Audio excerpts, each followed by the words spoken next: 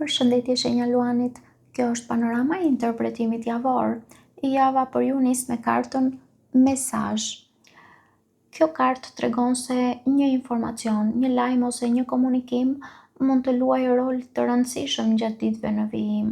Mund të merrni një përgjigje që e prisnit prej kohësh, ose të dëgjoni diçka që ju ndihmon të kuptoni më qartë drejtimin e një situate të caktuar.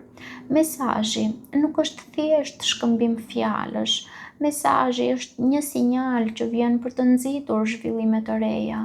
Unë do të thoja kushtojini vëmendje njerëzve që ju kontaktojnë dhe bisedave që ndodhin në mënyrë spontane, sepse ato mund të mbajnë më shumë peshë se sa duket në fillim.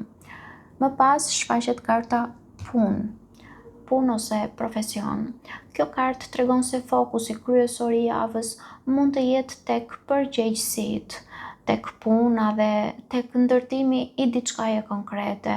Mund të ndiheni të zënë ose të angazhuar me detyra që kërkojnë energji dhe përkushtim. Megjithatë, kjo nuk është energji sikur po lodheni kot. Është energji ndërtimi, sepse çdo hap që bëni tani po vendos një tull në themelet e së ardhmes suaj. Karta ju kujton se rezultatet e mëdha shpesh lindin nga veprimet e vogla të përditshme. Më pas kemi kartën fëmia. Fëmia është një kartë që nënkupton freski dhe fillime të reja. Mund të tregojë lindjen e një ideje, ose lindjen e një projekti, ose lindjen e një plani, ose një mënyrë të re të menduarit. Fëmia ju thërret të shikoni botën me më shumë kuriozitet dhe me më pak paragjykime. Ndonjëherë luanët ndihen të detyruar të jenë gjithmonë të fortë dhe të sigurt, mbreti I xhunglës pra, por kjo kartë ju kujton vlerën e çiltërsisë, vlerën e lirisë, vlerën e pafajësisë dhe të hapjes ndaj së panjohurës. Ndoshta ka diçka të re që kërkon vëmendjen dhe kujdesin tuaj. Më pas kemi kartën ndryshim. Duket se pas fillimit të ri me kartën fëmia vjen lëvizja. Lëvizja tregon se gjërat nuk mund të mbeten më siç janë, pra mund të ndryshojë një rutinë, një plan, një marrëdhënie ose mënyra se si e shihni një situatë ose një person. Ndryshimi duket I lidhur me kartën e fëmijës, prandaj ndryshimi nuk shfaqet si një troditje, por si zhvillim I natyrshëm, pra pas forco. Mund të jetë një ide e re, një mundësi ose një vendim që mund të sjellë një drejtim tjetër nga ai që kishit menduar fillimisht. Më pas kemi kartën udhëtim. Kjo kartë flet për lëvizje, për kalim nga një fazë në tjetrën dhe flet gjithashtu edhe për zgjerim të horizontit. Për disa mund të tregojë për udhëtim fizik, ndërsa për të tjerët mund të tregojë një udhëtim simbolik. Do të thoni ju si është ky udhëtimi simbolik? Një udhëtim drejt një kapitulli të ri pra. Udhëtimi këtu lidhet me zhvillimin personal dhe unë kam ndjesinë se nuk po qëndroni më në të njëjtin vend emocionalisht, pra po ecni përpara, edhe nëse rruga nuk është ende plotësisht e qartë. Më pas kemi kartën personi rem. Kjo është karta që kërkon vëmendjen më të madhe. Personi fals, unë do të thoja që nuk duhet parë menjëherë si paralajmërim për mashtrim serioz, sepse shpesh kjo kartë tregon maska, sjellje jo plotësisht autentike ose situata ku dikush nuk po tregon të gjithë të vërtetën.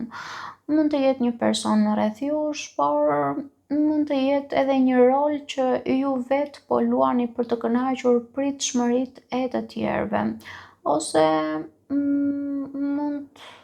mund të jeni duke gënjur veten, sepse na ndodh edhe të gënjejmë veten, duke bindur veten ha se jam mirë këtu, ha se jam mirë kështu, ha se do të funksionoj. Pra, kjo kartë ju thërret të shikoni përtej fasadave. Ajo që është e vërtet do të mbetet, ajo që është vetëm dukje do të filloj të zbulohet. Më pas kemi burri i pasur ose burri me ndikim. Kjo kartë nuk lidhet domosdoshmërisht vetëm me pasurinë materiale. Kjo kartë simbolizon stabilitet, pjekuri, siguri dhe aftësinë për të ndërtuar. Mund të përfaqësoj një person konkret që ka ndikim në jetën tuaj ose një energji që ju vetë po e zhvilloni. Pas kartës së personit të rrem, burri i pasur duket si simboli i asaj që është autentike, solide dhe e besueshme. Kjo kartë sugjeron se në fund të javës do të bëhet më e qartë se kush ose çfarë ka vlerë reale në jetën tuaj. Në Prism Oracle kemi ëmbëlsia. Sa bukur, ëmbëlsia ju thot të mos e humbni butësinë, të mos e humbni mirënjohjen dhe të mos e humbni aftësinë për të shijuar momentet e vogla.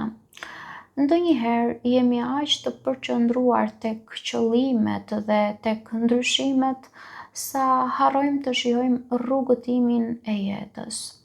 Si kalimtar të kësaj bote mizore, unë do të thoja që ekziston mundësia edhe për gëzim, edhe për afërsi, edhe për buzëqeshje, edhe për momente që na ushqejnë shpirtin. Se ndjesia e ëmbël vjen kur gjërat fillojnë të bien në vendin e tyre.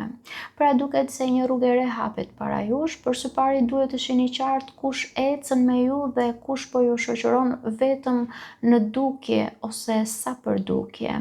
Nëse unë do t'i jepja një titull kësaj panorame për ju do të ishte Rrugët hapen, maskat bien dhe ajo që është e destinuar për ju, ndoshta mund të fillojë të marrë formë. Paçi.